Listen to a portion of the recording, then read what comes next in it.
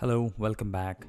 This will be a brief tutorial which will be a supplement to the Eclipse tutorial we already did.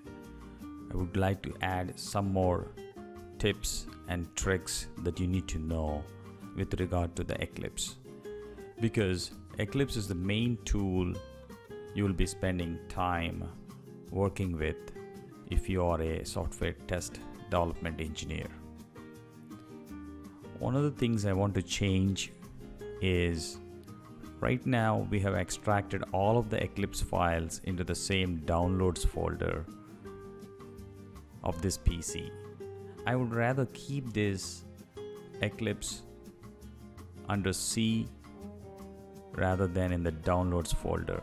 We never know, if you want to clean up your downloads folder for any reason, this is not a great place to put your Eclipse executable in. So what I want to do is move this Eclipse files. These are the bunch of the files. This is the main exe, and these are the supporting files for that exe. So I would move these files all together into a C directory, some folder I want to create. So first of all, let me copy all of these files, Control A and Control C, go to the C directory and create Eclipse, my Eclipse, and go into that directory and paste the files of Eclipse. Let them copy it over into this directory so that we have the Eclipse located C:my Eclipse folder. Once the files are successfully copied, now let us go to the downloads folder and delete the folder for Eclipse over there. We no longer need it there, and to avoid confusion which one we are using, it's better to downloads folder and save some space. I'm deleting this folder right here.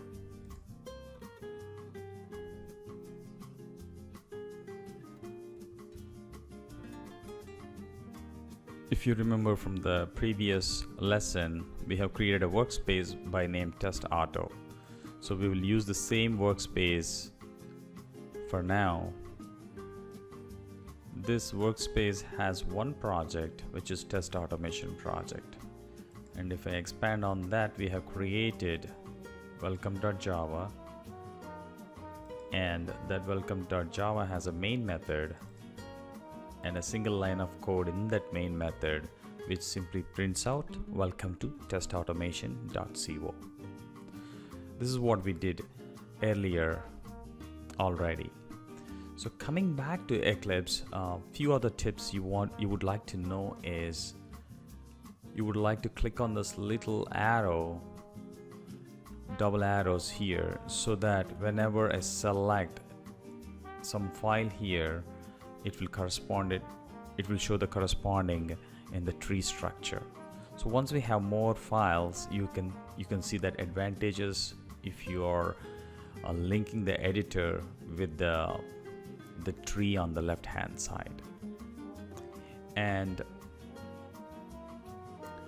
right click is something we have already seen. There are a bunch of options here when you right click.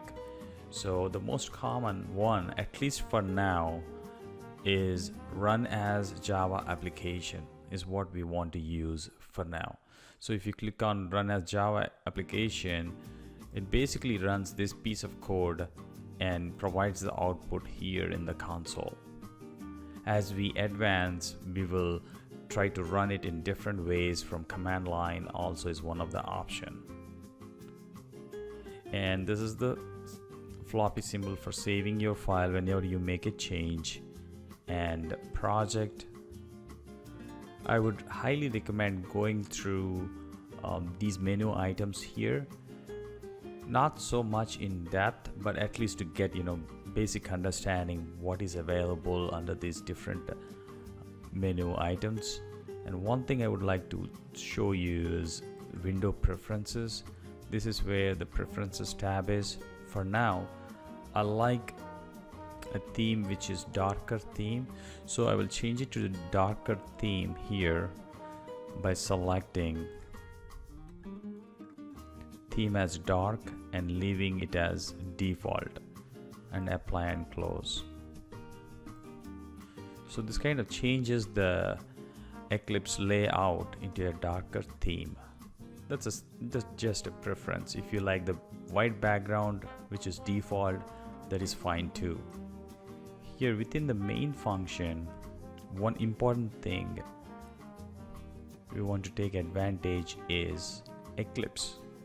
Being an IDE provides us some of the very convenience features. Once I type in system dot, it will provide me the recommendations, what you can use as part of the next step. So that is very handy when you are developing any kind of application or writing test cases, so that it kind of gives you an idea of what are the possibilities for using it in that particular context. It is called Intelligent Help or IntelliHelp. And if you have already noticed, the syntax is color coded so that it's pretty easy for us to understand the code, what are the text goes into the code into one color, and keywords in different colors, which will be very useful as we go through. Two important output tabs are console and problems. If you have some problem within your code, it will show up as part of the problems. This comes in handy if you have like a whole bunch of files in your project and you're seeing some problem running it, then you can easily find out where the problem is. For example, let's try to see if we can create a problem. I removed semicolon here, which is a syntax required at the end of the line of the code, so it's immediately showed up here as a problem. And if I expand on this little arrow, it says insert semicolon to complete block statements. So if I go back and add semicolon and save it, that error should go away just like it did. And console is just an output. Whatever you do to print out, it will show up in the console. This will be very handy in the initial stages of your learning a programming language, so to make sure it's printing out and you are in the right path of the logic or not. With this, I will conclude this lesson. You can move forward now. Thank you.